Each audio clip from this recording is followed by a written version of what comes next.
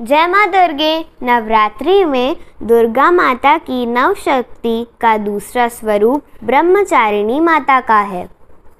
यहाँ ब्रह्म का अर्थ तपस्या से है।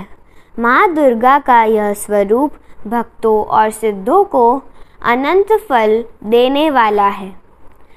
इनकी उपासना से तप, त्याग, वैराग्य, सदाचार और संयम की वृद्धि होती है।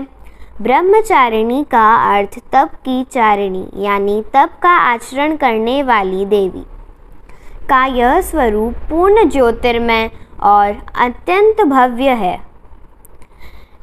देवी के दाएं हाथ में जप की माला है और बाएं हाथ में यह कमंडल धारण करती हैं।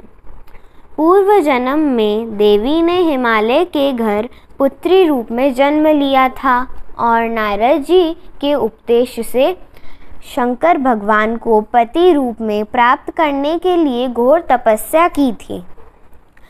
इस कठिन तपस्या के कारण इन्हें तपश्चारिणी अर्थात ब्रह्मचारिणी नाम से अभिहित किया गया।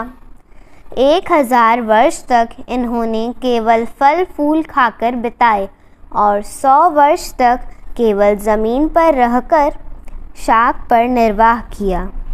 कुछ दिनों तक कठिन उपवास रखे और खुले आकाश में नीचे वर्षा और धूप के घोर कष्ट सहे।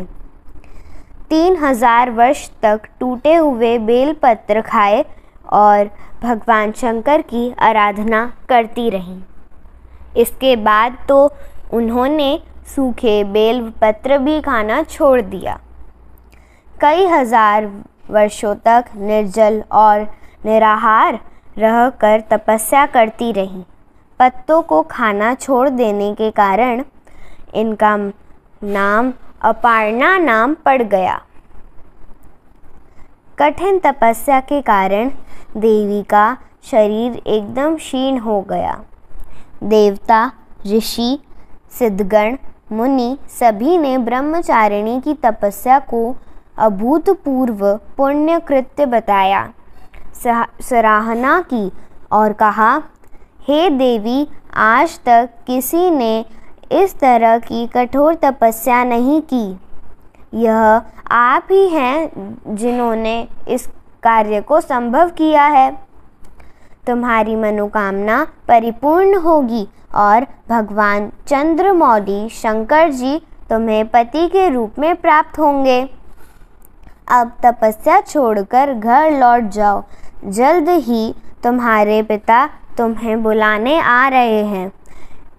इस देवी की कथा का सार यह है कि जीवन की कठिन संघर्षों में भी मन विचलित नहीं करना चाहिए।